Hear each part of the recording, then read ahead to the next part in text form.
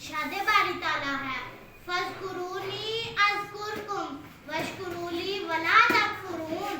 सामईन मोहतरम, इस आयत मुबारका में अल्लाह रब्बुल इज्जत ने फज़कुरूनी फरमाकर अपने बंदों को आगाह किया है कि ऐ मेरे बंदे, तू मेरा जिक्र कर, मैं तेरा जिक्र करूंगा।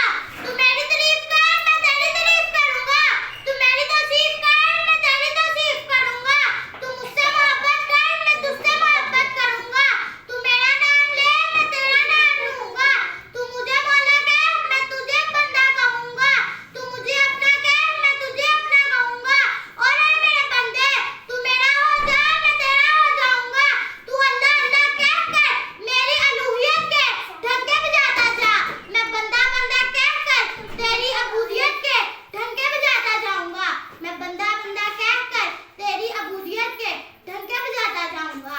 मैं बंदा बंदा कहकर तेरी अबूदियत के ढंके बजाता जाऊंगा। वमा अलैना